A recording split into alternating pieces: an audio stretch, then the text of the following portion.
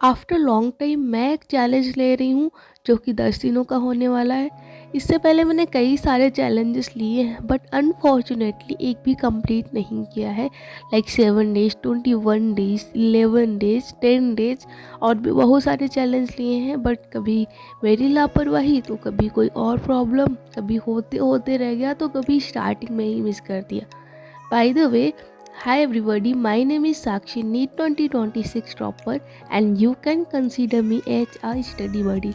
So अभी ना मेरा NRTS आने वाला है, ऑफलाइन टेस्ट होगा 21 दिसंबर को। आज से कुछ 10 दिन बचे हैं एंड अभी तक हमने कुछ भी प्रिपेयर नहीं किया है।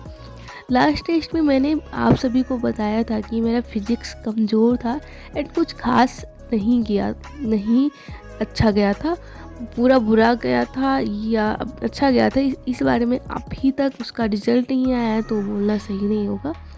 तो उसके बाद रिज़ल्ट के बात करेंगे। फ़िलहाल मुझे आने वाले टेस्ट एंड जो हो चुके हैं, जो कि मैंने दिए नहीं हैं अभी तक, उस टॉपिक पर वीडियो बनाई थी मैंने एंड करंट सिलेबस जिससे मैं फॉलो कर रही हूँ उन सबको ध्यान में रखकर एंड हाँ, रिवीजन भी। इन सभी को ध्यान में रखकर मैंने एक चार्ट टाइप टाइम टेबल बनाया है जिसमें टाइम का तो जिक्र नहीं है बट उसके बारे में बात करेंगे। सो ये रहा मेरा टारगेट जो कि 11 डेज़ का है। एक्चुअली आज से पूरे 11 डेज़ मिल रहे हैं हमारे पास प्रिपेयर करने के लिए, क्योंकि 21 दिनों को 21 को मेरा टेस्ट है एंड मैं इसे 10 दिसंबर यानी आज से ही फॉलो कर रही हूँ। इसमें मैंने फिजिक्स, केमिस्ट्री एंड बायो तीनों सब्जेक्ट्स को अलग अलग डिवाइड किया है एंड प्री डिसाइड किया है कि मुझे क्या क्या किस दिन करना है। लाइक फर्स्ट डे यानी कि आज मुझे फिजिक्स में देखें तो फर्स्ट सबसे पहले लेक्चर 7 करना है एंड नोट के सारे क्वेश्चन रिवाइज करने हैं एंड बैकलॉग वाले टेस्ट के लिए वेक्टर को वन शॉट से रिवाइज करूँगी। एंड केमिस्ट्री में बात करें तो GOC सेकेंड लेक्चर करना है केमिस्ट्री में एंड हाइड्रोकार्बन को वन शॉट से करूँगी, क्योंकि ये मुझे नहीं लगता कि टेस्ट से पहले बैच में हो जाएगा कंप्लीट, क्योंकि GOC हो जाए ना यही बड़ी बात है, क्योंकि बड़ा चैप्टर है ना एंड इम्पॉर्टेंट भी है। एक्चुअली इस टेस्ट में मैक्सिमम चैप्टर वही आने वाले हैं जो कि अभी तक हमने बैच में नहीं पढ़े हैं और मुझे नहीं लगता कि ये सारे चैप्टर हो भी जाएंगे, क्योंकि चैप्टर्स बड़े बड़े हैं और टाइम हमारे पास उतना नहीं है। आ सकते हैं एटलीस्ट खुद ही करना पड़ेगा क्योंकि अभी टाइम भी नहीं है।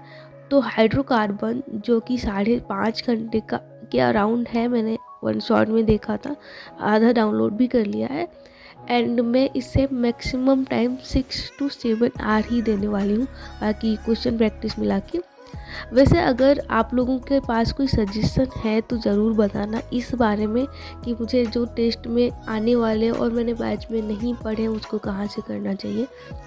लाइक मेरे पास नोट्स भी हैं लास्ट ईयर के और ये चैप्टर ऑर्गेनिक मेरी अच्छी भी थी तो मुझे ज़्यादा दिक्कत नहीं होगी, बट फिज़िक्स में मुझे प्रॉब्लम आ रही है। फिज़िक्स में एक चैप्टर चल रहा है और दूसरा जो आने वाला है वो अभी तक स्टार्ट नहीं हुआ है और वहाँ पे पूरा चैप्टर आएगा और बैच में हो जाए ये बड़ी बात है। मुझे नहीं लगता कि सर ज़्यादा टाइम लेते हैं, क्वेश्चन एक्स्ट्रा कराते हैं।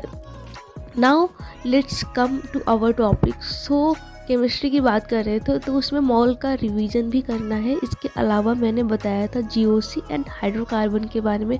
एंड देन बायो की बात करें तो इसमें 12th की बायो जिसमें मैं रिप्रोडक्शन वाले चैप्टर पर हूँ उसका लेक्चर लेना है एंड 11th के टेस्ट के अकॉर्डिंग NCERT रिवाइज करनी है एंड बैकलॉग के टेस्ट के लिए सेल का रिवीजन करना है और उसके कुछ क्वेश्चन प्रैक्टिस करने हैं।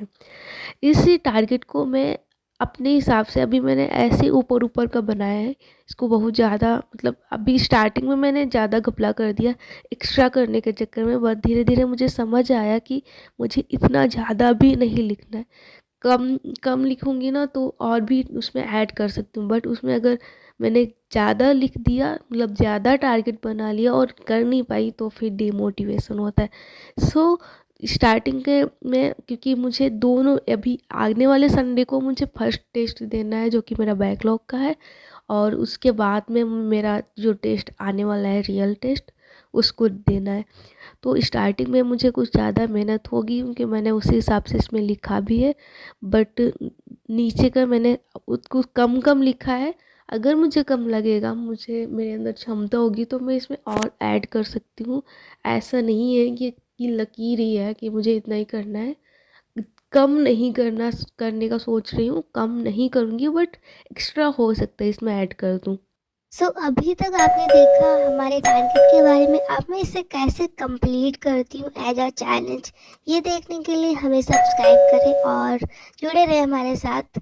मिलते हैं नेक्स्ट ब्लॉग में और मैं कोशिश करूँगी डेली वीडियो अपलोड करने का। वो बाय बाय।